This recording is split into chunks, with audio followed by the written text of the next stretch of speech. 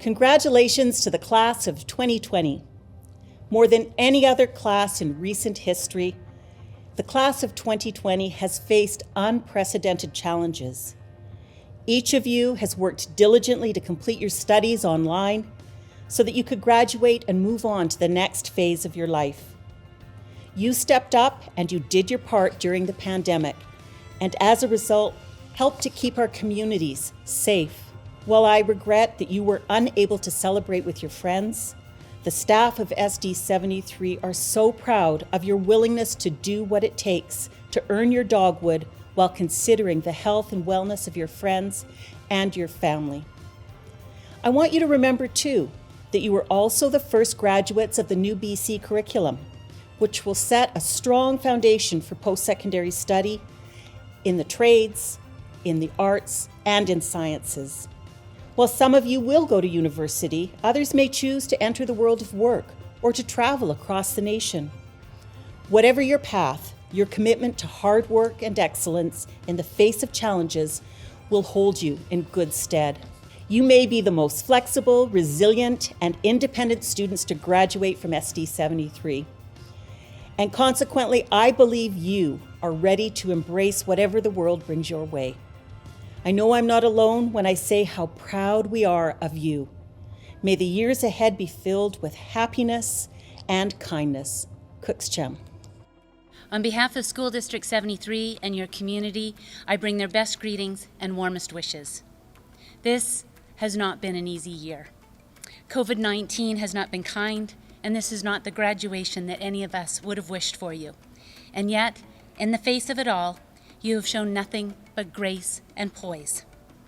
But of course that doesn't surprise us. Where others might pull back, this is a grad class that has always leaned in. You are a remarkable group of young adults, filled with artists, authors, athletes, musicians, leaders, hard workers, and thoughtful thinkers. Collectively, you have enriched our community in countless ways with your many contributions. Whether it be volunteering, mentoring, or applying yourself as a dedicated employee or teammate, you have made a difference and left an indelible mark. We are so grateful to you. Thank you. And so now we are at the doorway, where we wave goodbye and watch you leave for your next adventure, and we are excited for you. And although we are excited, we know it won't always be easy. Life is not easy. There will be challenges, but you've prepared for this. No one graduates from CSS without a diploma in grit and knowing the legacy of Skybuck, which is the reminder that the only failure is the failure to try. It is the trying that leads to new heights, and as you climb your mountain, be prepared for moments of falling and times of failure. These are good things because it means you are reaching higher and stretching further. The courage is in the trying. The bravery is in the rising. When you fail and fall but rise to try again, that is the measure of a CSS graduate. You are raiders, warriors who can do hard things. Failure is an event, not a person. Don't be afraid. In these next steps, you've got this. So in closing, I use the words of Winnie the Pooh. You are braver than you believe, stronger than you seem, smarter than you think, and loved more than you can imagine. To you, dear grads of 2020, be the amazing people that you were born to be. Congratulations. Greetings and welcome to the graduation ceremonies of 2020. I'd like to acknowledge that we're on the traditional territory of the Secwepemc people. Due to COVID-19, we held smaller, more intimate ceremonies for one family at a time and enjoyed celebrating with each graduate and their family. We hope that the video of the ceremonies will allow friends and family who are unable to attend all the individual ceremonies to enjoy the experience and feel connected to all the graduates. Would like to thank the staff who worked hard on creating a new way of celebrating your graduation. Not only did staff work hard, but they were deeply invested in making your graduation as special as possible. They put a lot of thought and care into all the details. Thank you to all the CSS staff and parents who helped make the ceremonies great. Graduation ceremonies traditionally are a time where we acknowledge those retiring as well. This year, Mrs. Buck is retiring after many years of service. Mrs. Buck has a long history at CSS. She was part of the first graduating class from CSS in 1976. She taught as an uncertified TOC for 8 years, and then in 1990 earned her teacher certification. Overall, she has been teaching at CSS for 38 years. I have been lucky enough to work with Tracy over the last 7 years as the vice principal. I wish you well on the next steps of your adventure, Tracy. Graduates. Graduation represents one of the formal transitions from childhood to adulthood, and you should be proud of your accomplishment. You are now, or soon will be, taking charge of your own destiny. Congratulations on your graduation. You should be proud of what you accomplished, but also recognize that the accomplishment would not have happened without the support of your family. Your family has encouraged and supported you, delivered last-minute assignments, and likely pushed you to do your best. Since kindergarten, this likely includes, probably for Mom, more than 2,000 lunches, waking you up probably 1,000 times when you're a grumpy teenager, and an infinite number of reminders to complete your homework. At some point, I would ask that you take a minute and thank your family for their support. My hope for you is that as adults, graduates, you will contribute to your community and be happy. Happiness is an elusive goal. My experience is that money is not the magic bullet. Earning enough money to cover the basics and put a roof over your head is important, but after a certain level of income, happiness does not increase. If not money, then what does make one happy? As a science geek myself, I would suggest that science has some suggestions to consider. The longest-running scientific study of adult life began in Harvard in 1938 and is still running today. The original study began with 268 Harvard sophomores, but has since expanded to over 1,000 subjects, as the study now includes the children and wives of the original sophomores. What did they find made people happy? It was the relationship factor. The relationship factor was so strong that researchers called it a revelation. A quote from their study: "Close relationships, more than money or fame, are what keep people happy throughout their lives. Those ties protect people from life's discontents, help delay mental and physical decline, and are better predictors of long-term lives than social class, IQ, or even genes."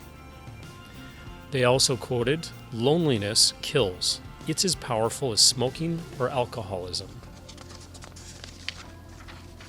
Advice from the researchers: take care of your body as though you're going to need it for 100 years, because you might.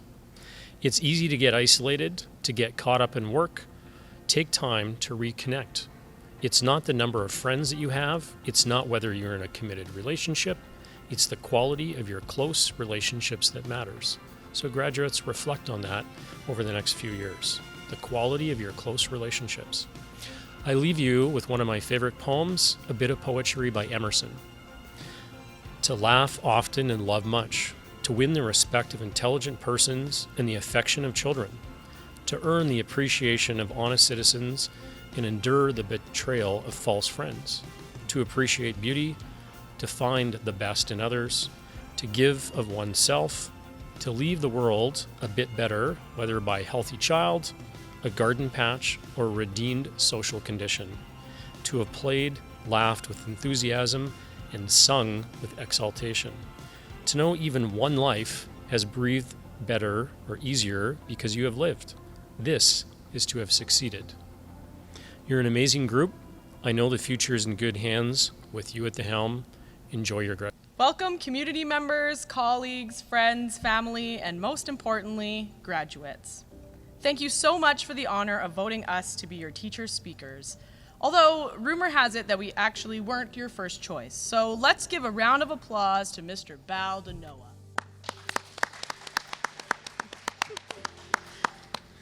In all seriousness, it means a lot for me to be able to be speaking to you tonight because your first year at CSS, and grade 8 was also the start of my time at CSS. I'll continue to hold down the fort for you here as you move on to your next chapter. As a husband and wife teaching in the same school, one might assume our experiences teaching you would also be similar. However, being on opposite ends of the building, teaching two very different subject areas has led us to learn that that is not the case. What Fraser, as you so aptly have named him, sees and learns from you is often vastly different from what I see. Take Eric G, for example. In shop class, he is the strong, silent type who gets down to work, but in my opinion, needs a new playlist. Yet in creative writing, you can't get the kid to stop throwing words on the page. If you think he doesn't have anything to say, just get him to write you a story about hunting. Luke Levine is rather distracted in English class, depending which females he is seated next to. Thankfully in the shops, the population of ladies is lower and he's able to weld his little heart out. Tyler Ford is Mr. Entrepreneur in the shop, figuring a way to make cash and good grades with his log jacks. Too bad you can't legally get paid for writing essays. Hannah Foisey made the choice to take art classes and home ec instead of experiencing Fraser.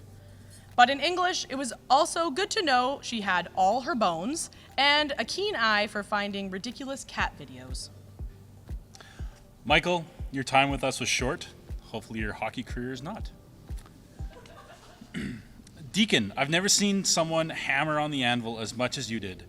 Eric W., shop classes for working, not eating.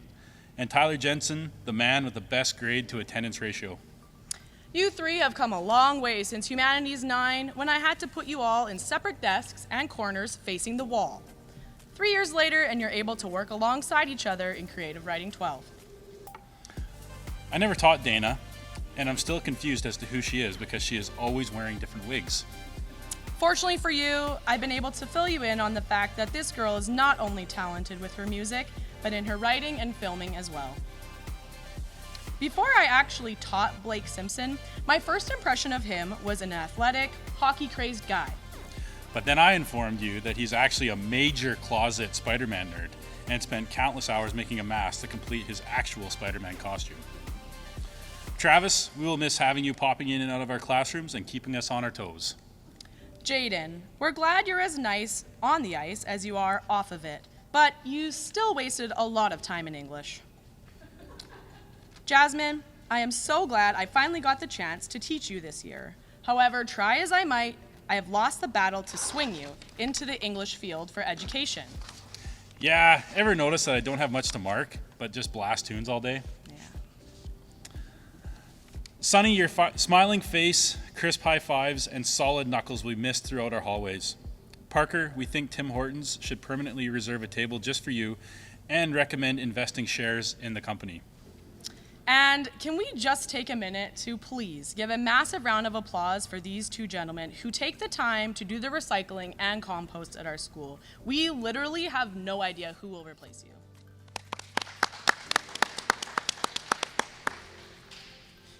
Brady, it truly is amazing how far you've come. Effort and perseverance have gotten you a long way, even though we all experienced many of your days where you just weren't feeling it. Billy, we've all seen your talent come to life through various film productions done at the school.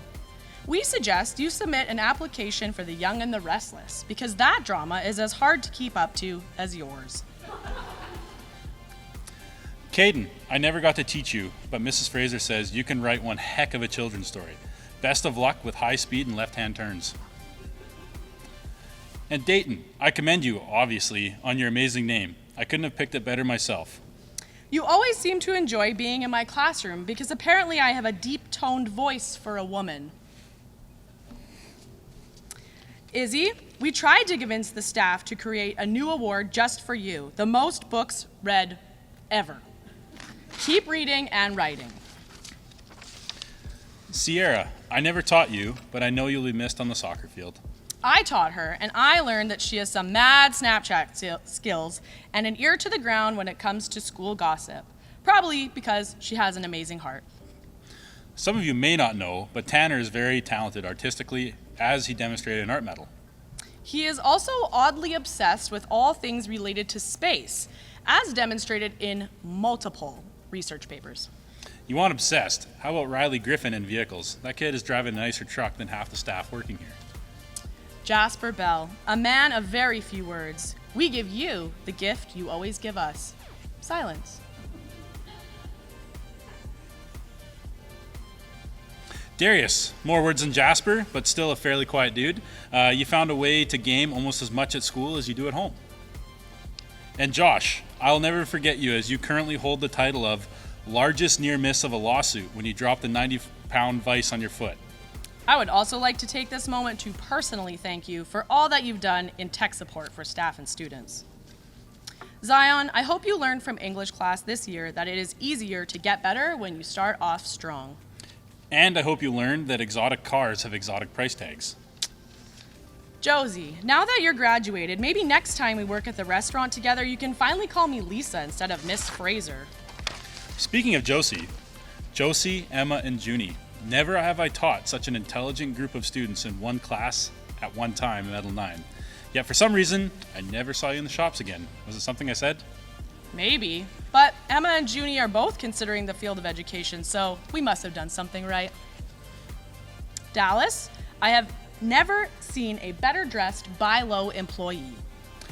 And thank you for being one of the most polite human beings I've ever had anything to do with.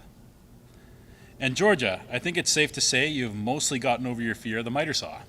Thank you for being an advocate for yourself and others and staying true to who you are. Zandrea, it has been years since I have taught you. Seriously, was it something I said?